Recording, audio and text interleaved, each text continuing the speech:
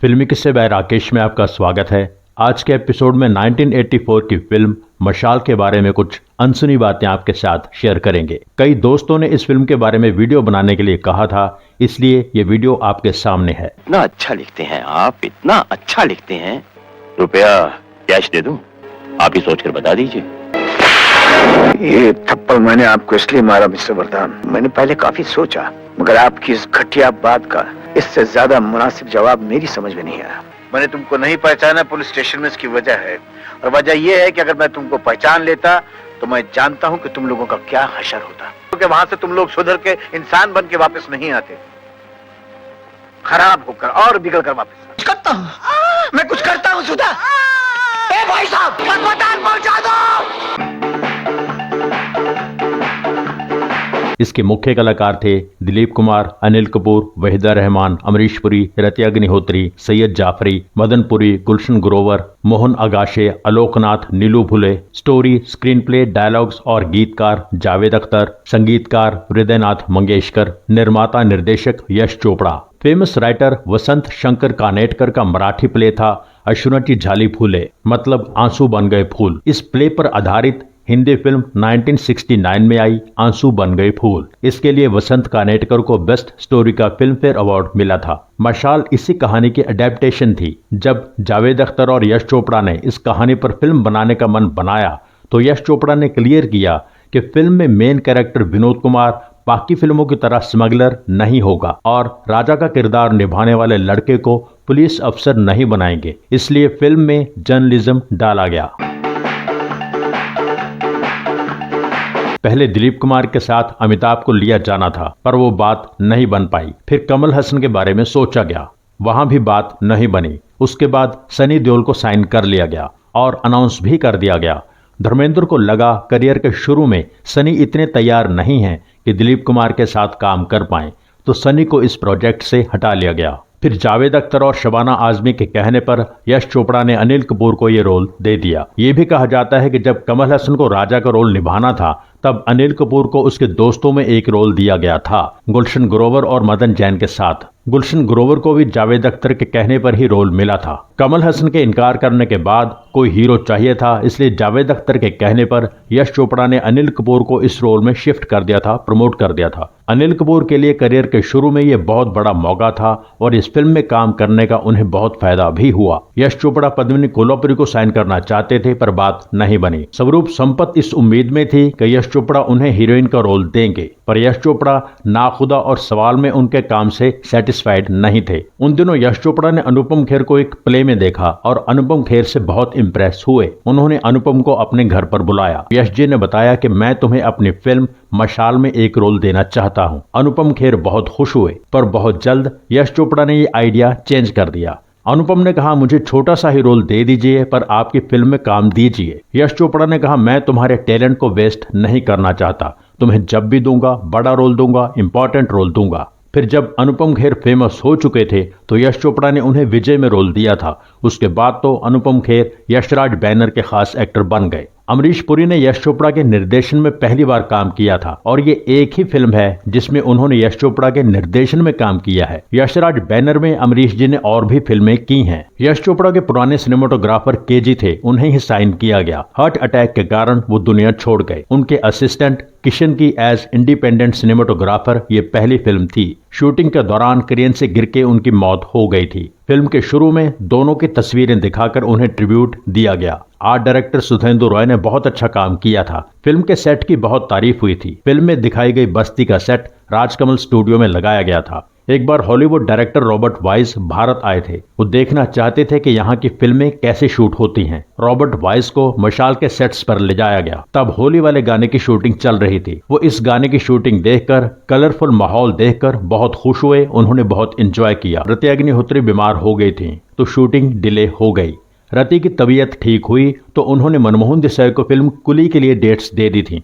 इस बात पर यश चोपड़ा को बहुत गुस्सा आया। उनका कहना था कि रति ने मुझे बिना बताए मेरी फिल्म की डेट्स कुली के लिए दे दी। जिंदगी आ रहा हूं मैं, ये गाना जावेद अख्तर ने सिर्फ लिखा ही नहीं था, इसकी धुन भी बनाई थी। जावेद अख्तर ने जब सबको ये गाना गा के सुनाया था तो सबने कहा कि आप अपनी ही आवाज में गाना रिकॉर्ड कीजिए। जावेद अख्तर ने कहा नहीं, ये गाना किशोर दा ही गाएंगे। फिल्म का प्रीमियर हुआ तो उसी रात अनिल कपूर ने 2 फिल्में साइन की, फिरोज खान की फिल्म जांबाज और सुभाष घई की फिल्म मेरी जंग। ये खुशखबरी लेकर अनिल कपूर सबसे पहले अपनी गर्लफ्रेंड सुनीता के पास गए और उन्हें प्रपोज कर दिया। सुनीता ने हाँ कर दी और 19 मई 1984 को दोनों ने शादी कर ली। इस फिल्म के लिए अनिल कपूर को best supporting actor film fair award मिला था। शफी इनामदार ने एक बार कहा था कि फिल्म फेयर की कमेटी उनके घर आई थी। उन्होंने कहा था कि हम आपको अवार्ड देंगे आज की आवाज के लिए, बदले में आपको कुछ पैसे देने पड़ेंगे। शफी इनामदार ने पैसे देने से इनकार कर दिया। उसके बाद ये अवार्ड अनिल कपूर को दिया गया। Dilip Kumar best actor category में नॉमिनेटेड थे। उस साल अवार्ड अनुपम खेर को मिला था सारांश के लिए। जावेद अख्तर बेस्ट स्टोरी के लिए नॉमिनेटेड थे। ये अवार्ड महेश भट्ट को मिला था सारांश के लिए। आज भी जब मशाल की बात होती है तो सबको एक ही सीन याद आता है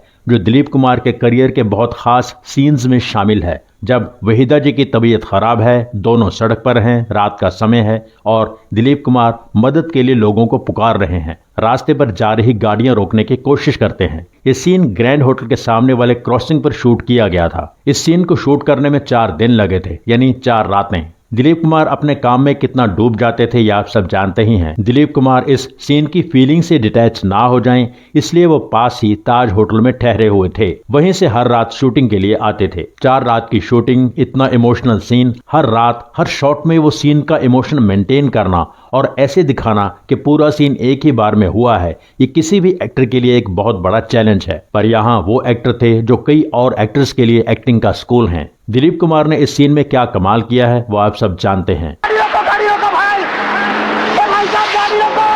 गाड़ी रोको! ए भाई! ए भाई! ओ भाई साहब! गाड़ी रोको! अस्पताल जाना भाई!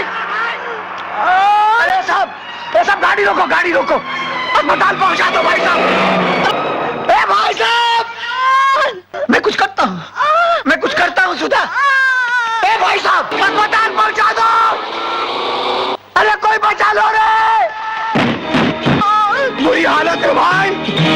अरे कोई बचा लो! अरे कोई आओ! अरे मर जाएगी, बचा लो रे! गाड़ी रोको भाई साहब! भाई साहब, वो मर जाएगी! आपके बच्चे जिए, उसको अस्पताल पहुंचा दो भाई साहब! ए भाई साहब! ए भाई साहब!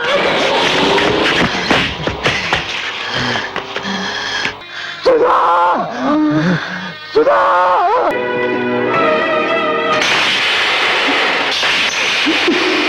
दिलीप कुमार और वहीदा रहमान ने साथ में आखिरी बार इस फिल्म में काम किया था।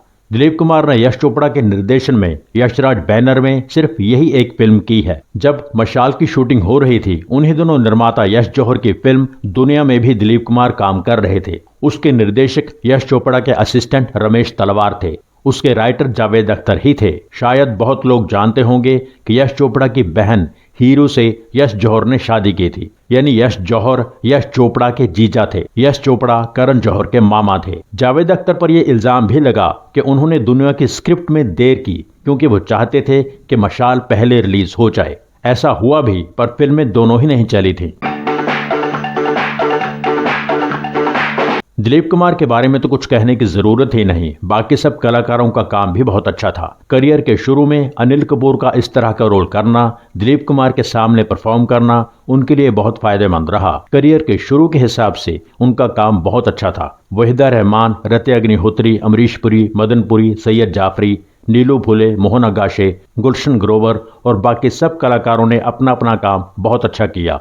मशाल के बारे में करण जौहर के साथ बात करते हुए एक बार यश चोपड़ा ने बताया था कि ये मेरे टेस्ट की फिल्म नहीं थी, फिर भी मैंने सोचा कि ट्राई करते हैं।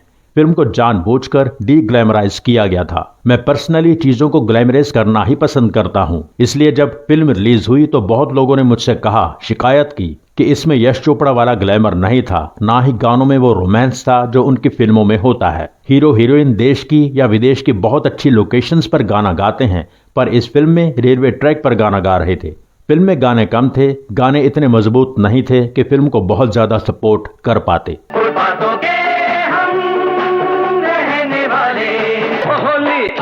होली आई देखो, होली आई रे। मुझे तुम याद करना और मुझको याद आना तू। जिंदगी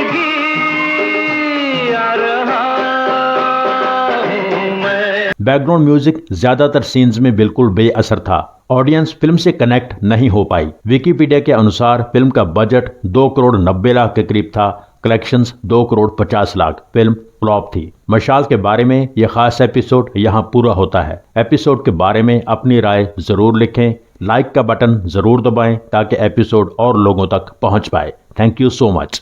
हमारे जिन दोस्तों ने चैनल सब्सक्राइब नहीं किया है प्लीज सब्सक्राइब कर लीजिए। सब्सक्राइब करके बेल आइकन में ऑल पर क्लिक कीजिए।